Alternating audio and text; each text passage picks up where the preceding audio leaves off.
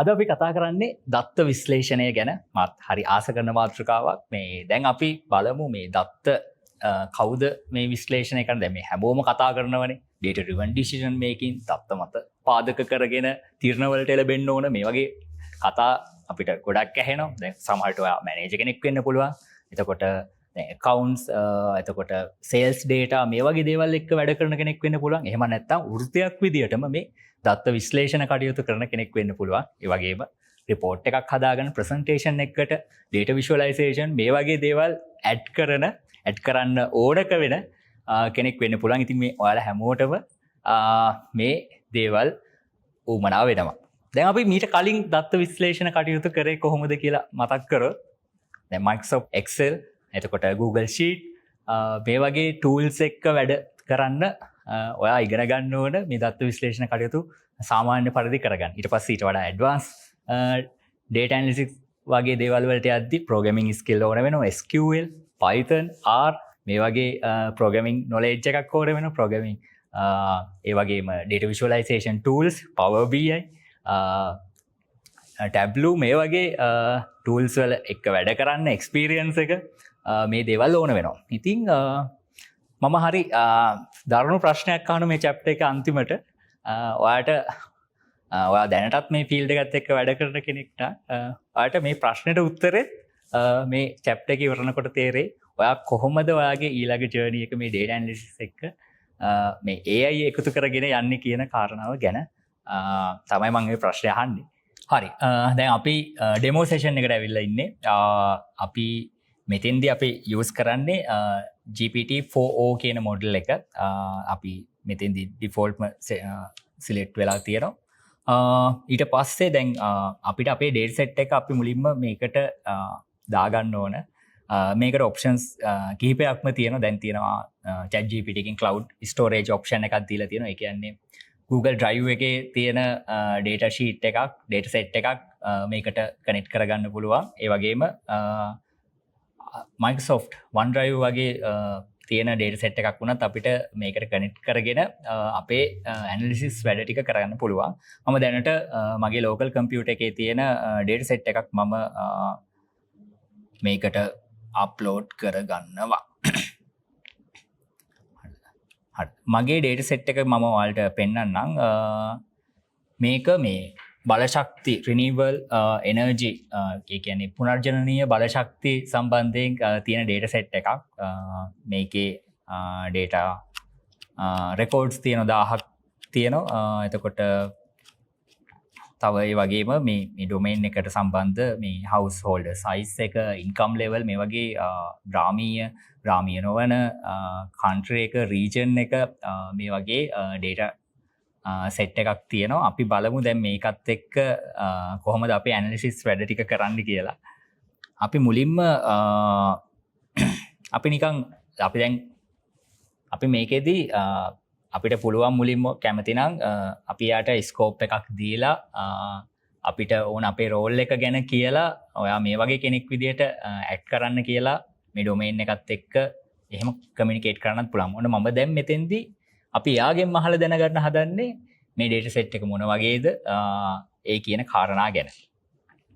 එතකොට අපි දැන් මම data set එක අප්ලෝඩ් කරා. අපි යාගෙන් අහලා බලමු. මේකේ තියෙන column name එකයි, column names, data types. ඒ කියන්නේ දැන් මේ මොන type එකේද, numerical values ද, string values ද, ඒ වගේ මොන වගේ data type එකක්ද තියෙන්නේ කියන එක අපි යාගෙන් අහලා බලමු. මේකේ තියෙන මේ එතකොට මෙයා දැන් මේ data sheet එකම read කරලා අපිට පෙන්නනවා මොකක්ද මේ data set එක ඇතුලේ තියෙන්නේ කියන එක.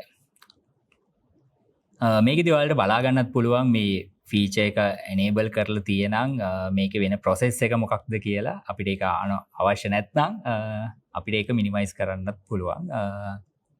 දැන් ඔයාලට තේරෙනවා ඇති දැන් අර data set එක ඇතුලේ අපිට පුංචි preview එකකුත් පෙන්නනවා. අපිට බලා ගන්න පුළුවන් මේ අපේ Excel sheet එක CSV file එකක් මම upload කරේ.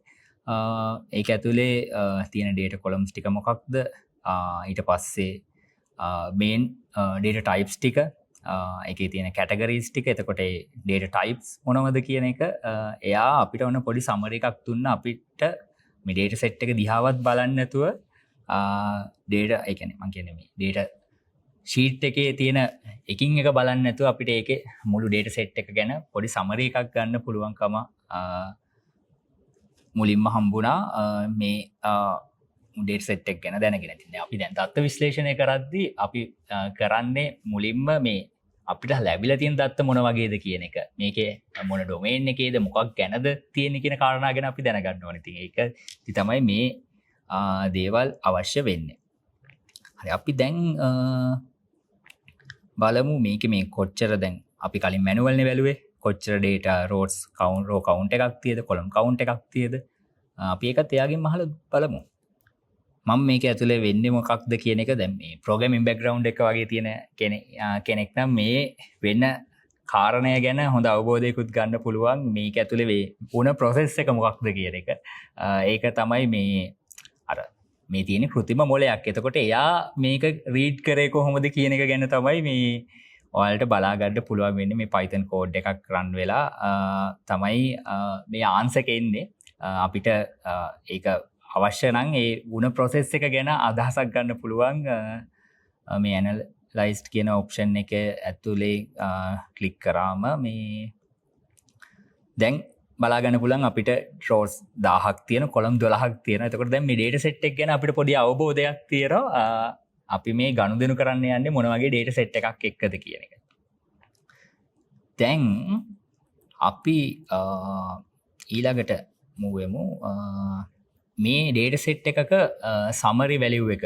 එතකොට mean value දැන් අපි අර descriptive analysis කියලා කියන්නේ අපිට පොඩි අදහසක් ගන්න ඕන මේකේ තියෙන ලොකුම value එක මොකක්ද අඩුම value එක මොකක්ද මධ්‍යන්නේ මොකක්ද මේ වගේ දේවල්. ඉතින් මේ අපි ඒකත් එයාගෙන් අහලා බලමු. එතකොට මේ අපිට මේ data set එක ඇතුලේ තියෙන range එක ගැන අවබෝධයක් ගන්න පුළුවන්කම හමු වෙනවා. ඔයාලට මේ මම use කරන prompt එකම use කරන්නත් පුළුවන්. ඒ වගේම මේ prompt වලින් ඔයාලා කරන්න ඕන දේ මේ අදහසක් ගන්න ඕන අපි කොහොමද කමියුනිකේට් කරන්න කියන එක. හරියට අපේ හිතට එන ප්‍රශ්න ටික අපි මෙයාගෙන් අපි සාමාන්‍යයෙන් මේ data analysis කරද්දී අපි step by step කරන දේවල් ටික එකින් එක අපි අහන එක තමයි මේ process එකේදී කරන්නේ. පළවෙනියට මේ data set එක ගැන අදහසක් ගන්න. ඔන්න අපිට ඒ category එකේ ඇතුලේ mean value එක, medium එක, minimum, maximum value එක මේ හැම දෙයක්ම ඔන්න දැන් මේ data set එක ගැන මේ data set එකේ හැසිරීම ගැන අපිට අවබෝධයක් හම්බුණා. දැන් අපි මේක අතින් කරා නම් කොහොමද?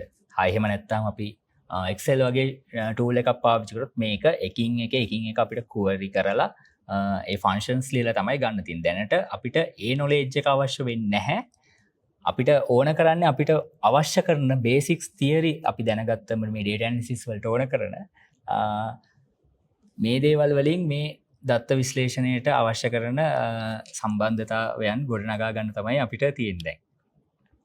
දැන් ඔන්න පොඩි අදහසක් තියෙනවා මේ data set එකේ හැසිරීම minimum value මොකක්ද, maximum value එක මොකක්ද, mean value මොනවද? ඉතින් මෙන්න මේ කියන දේවල් ගැන. අපි දැන් ඊළඟට දැන් අපි data analyze කරද්දී අපිට හැමදාම හමු වෙන්නේ නැහැ මේ පිරිසුදු data. ඒ කියන්නේ මේ අපිට හමු වෙන data වල තියෙනවා සමහර වෙලට bias තියෙනවා. ඒ කියන්නේ වැරදි සමහර වෙලට එකම value එක දෙපාර input වෙලා තියෙනවා. එතකොට දැන් මේ data cleaning කියලා තමයි මේක දැන් data analysis වැඩවලදී අපි කියන්නේ. දැන් අපි මේ data ටික clean කරගමු මේ ChatGPT එකටම කියලා. දැන් අපි බලමු මේකේ දැන් මම මේ data set එක නම් publicly available data set එකකින් download කරගත්තු එකක්. ගොඩක් දුරට මේකේ missing value තියෙන විදියක් නෑ. අපි අහලා බලමු මේකේ මේ missing value තියද ඒ වගේ දේවල් ගැන. ඊට පස්සේ අපි බලමු duplicate values තියද කියලා. හරි අපි දැන් බලමු දැන් අපේ data set එක අපිට අර මේ data analysis කරන කට්ටිය දන්න අපිට මේ සුපිරිසුදු ඒ කියන්නේ කිසිම ප්‍රශ්නයක් නැති. ඒ කියන්නේ එක වගේ data ආය input වෙලා නැති හරි සමහර වෙලාවට සමහර columns වල සමහර rows වල data fill වෙලා නැහැ. ඔය වගේ ප්‍රශ්න ගොඩක් එනවා අපිට මේ දත්ත එක්ක වැඩ කරද්දී. එතකොට මේ data cleaning process එක හරිම වටිනවා.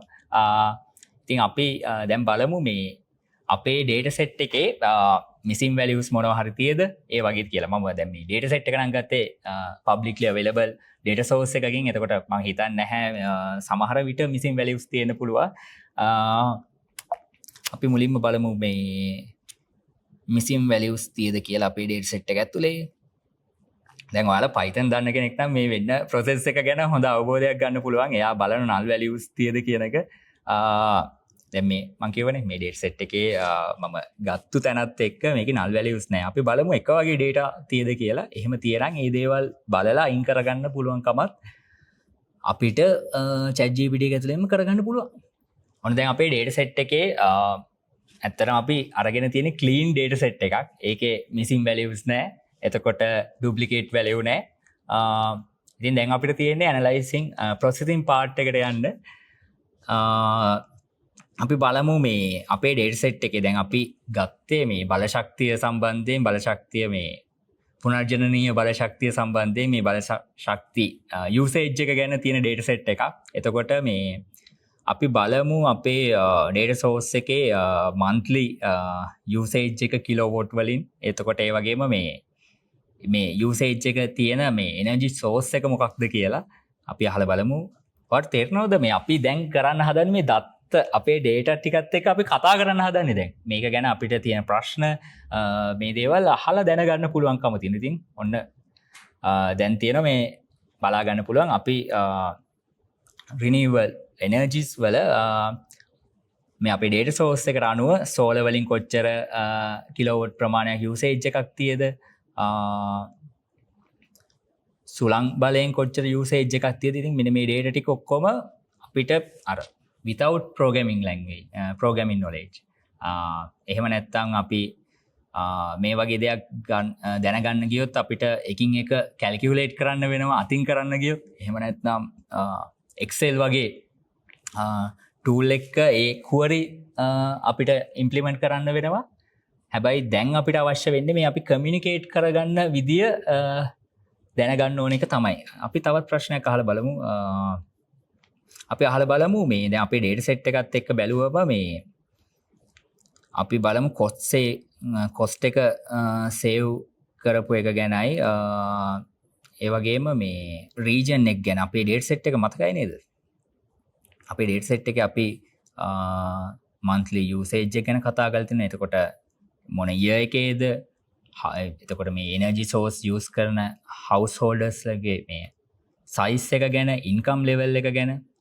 එතකොට අපි මේක නාගරික පරිසරයේද තියෙන්නේ, ග්‍රාමීය පරිසරයේද තියෙන්නේ, මේ වගේ දේවල් එක්ක ඊට පස්සේ අන්තිමටම කොලම් එකේ තියෙන costs එක කොච්චර save වෙලා තියෙද මේ වගේ මේ පුනර්ජනනීය බල ශක්තියත් use කරන එකත් එක්ක. අපි මේ ප්‍රශ්නෙත් අහලා බලමු මොන region එකේද අපි total count එක බලමු. එතකොට දැන් මේ renewable energy එක්ක ඒ region එකේ කොච්චර cost එකක් save වෙලා තියෙද කියන එක තමයි බලා ගන්න පුළුවන්කම හමු වෙන්නේ. දැන් ඉතින් මේ උදාහරණත් එක්ක ඔයාලට තේරෙනවා ඇති අපි මේ දත්තත් එක්ක කතා බහ කරන විදිය ගැන. අපි දැන් ඊළඟට move වෙමු මේ දැන් අපි අපේ data set එකෙන් ප්‍රශ්න ඇහුවා. ප්‍රශ්න අහලා අපිට තියෙන insights, ඒ කියන්නේ අපිට දැනගන්න ඕන කරන කාරණා ගැන දැනගත්තා. දැන් මම visual learner කෙනෙක්. ඒ කියන්නේ මට රූප සටහන් එක්ක තමයි දේවල් තේරුම් යන්නේ. එතකොට අපි බලමු දැන් මේක chart එකකට ගන්න මේ data source එකත් එක්ක තියෙන මේ data වල summary එක ගැන අපි හදමු bar chart එකක්. bar chart එකක් හදලා අපි ගමු householders ලගේ දැන් ඔයාලට පේනවා ඇති දැන්ටමත් මේ programming language එක මේ දත්ත විශ්ලේෂණය කරපු කට්ටිය දන්නවා ඇති.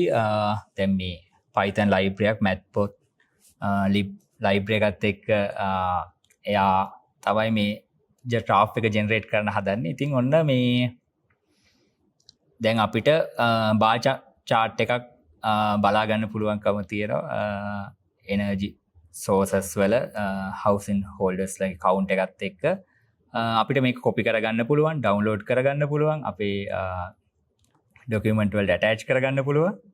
ඉතින් මේක තමයි අනිත් යස් කේස් එක අපි දැන් දත්ත විශ්ලේෂණය කරද්දි අපි දැන් මේ ඩේට රිවන් කමියනිකේෂන් පැත්තර අද අපි රිපෝට් පැත්තර අද මේ ෆයිනලි මේ දත්ත විශ්ලේෂණය කරලා අප අරබුණ අපි මේක තව කෙනෙට කමිනිකේට් කරන එක මේකත් එක්ක යම් කිසි තීරණ ගන්න ඩිසිෂන් මේකින් ප්‍රොසෙස් වලට මේ දේවල් යොදාගන්න එක ඉතින් ඒ දේවල් වලට ගොඩක්ම වටිනවා මේ කම්පැරිසන් කරද්දීම විෂුවලි අපිට මේ දේවල් පෙන්වන්න පුළුවන් වෙන්න ඕන. ඉතින් ඒකට හොඳ දෙයක් තව මෙයාට ගොඩක් ඩ්‍රාප්ස් හදන්න පුළුවන්. අපි තව ග්‍රාෆ් එකකට යමු. අපි යමු හිස්ටෝග්‍රෑම් එකකට. අපි මේක හදමු monthly usage එකත් එක්ක distribution එක ගැන අදහසක් ගන්න. දැන් ඔයාලට පේනවා ඇති අපේ මේ data set එකත් ගැන බලලා ChatGPT එකෙනුත් අපිට පොඩ්ඩක් මේ සජෙෂන්ස් ටිකකුත් දෙනවා මේ මොන වගේ ප්‍රොම්ප්ට්ද කරන්න ඕන එතකොට මොන වගේ ප්‍රශ්න දාන්න ඕන කියන එකත් අපි නිකන් එයා දෙන මේකකුත් අපි ක්ලික් කරලා බලමු මුලින්ම එයා මොකක්ද අපිට ජෙනරේට් කරලා දෙන graph එක කියලා householders ලත් එක්ක මේ energy source cross වෙන්නේ කොහොමද region wise ඉතින් මේ වගේ අපි අර කලින් කතා කරගත්තු හිස්ටෝග්‍රෑම් එකකටත් අපි යමු මේකත් එක්කම මේ දැන් ඔයාලට තේරෙනවා ඇති මේ ඩයග්‍රෑම් වලට එතකොට අපි හදන ප්‍රසන්ටේෂන්ස් වලට මේ දේවල් ඇටච් කරන්න පුළුවන් රිපෝට් වලට ඇටච් කරන්න පුළුවන් වගේම මේ දත්ත සම්බන්ධයෙන් තියෙන ඩිසිෂන් මේකින් කරද්දී අපිට සෙල්ෆ් ස්ටඩි ඒ කියන්නේ අපි කරන තීරණ වලට අපිටම මේ දේවල් ඇනලයිස් කරගෙන ඒ තීරණ ගන්න පුළුවන්කම හමු වෙනවා. ඉතින් අර මීට කලින් මේ දේවල් වලට අවශ්‍ය වුණා ප්‍රෝග්‍රෑමින් ලැන්ග්වේජ් එක Python knowledge එක R එහෙම නැත්නම් R මේ වගේ knowledge එකක් ඕන වුණා. ඊට පස්සේ මේක visualize කරන්න Power BI වගේ tools වල knowledge එක ඕන වුණා. ඉතින් දැන් මේ දේවල් ගැන ආයේ හිතන්න කාලයක් එළබිලා තියෙන්නේ. ඊට පස්සේ අපි දැන් අපේ data set එක දැන් අපි දත්ත විශ්ලේෂණයේදී අපි compare කරලා බලනවා. ඊයකකට සාපේක්ෂව ඊළඟ ඊයකේ කොහොමද මේ වගේ දේවල් අපි ඒ දේවලුත් අපි අපිට කරගන්න පුළුවන්කම තියෙනවා. අපි බලමු මේ monthly usage එක නාගරික හරි ග්‍රාමීය මේ කැටගරි දෙකේ කොහොමද කියලා අපි ඒකත් අහලා බලමු. හරි. දැන් අපි දත්ත විශ්ලේෂණය කරද්දී අපි දැන් මේ කම්පෙයා කරනවනේ. කලින් තිබුණු ප්‍රමාණයට වඩා කොච්චර ප්‍රමාණයක් වැඩි වෙලාද කොච්චර ප්‍රමාණයක් අඩු වෙලාද. දැන් අපි මේ ප්‍රශ්න ටිකත් අහලා බලමු. දැන් අපි අපේ data set එකට අනුව monthly usage එක ගැන අපි අහලා බලමු. නාගරිකද ග්‍රාමීයද මේ monthly usage එක වැඩි කියලා. අන්න ඉතින් ඔයාලට answer එක බලා ගන්න පුළුවන් range wise ම median value එකක් mean value එකක් එතකොට mean value එක මේ දේවල් එක්ක දැන් ඔයාලට තේරෙනවා ඇති මම මේ කියන්න හදන්නේ මොකක්ද කියන එක. ඊට පස්සේ අපි ට්‍රෙන්ඩ් එකත් ඇනලයිස් කරලා බලමු මොන වගේද කියලා.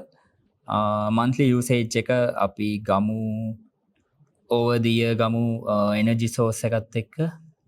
හරි. අපි ගමු over the year කොහොමද මේ analysis එක අපිට දැන් visually මේ දේවල් ගැන තීරණ වලට එළවෙන්න මේ වගේ දත්තත් එක්ක තීරණ වලට එළවෙන්න පුළුවන්කම තියෙනවා. අපි ඊට පස්සේ අපි ඉන්සයිඩ් පැත්තටත් අපි බලමු most common energy source එක මොකක් sources මොනවද කියලා මේ region wise. ඉතින් අපි ඊළඟට යමු highest adoption එක මොකක්ද කියන එක බලන්නත්.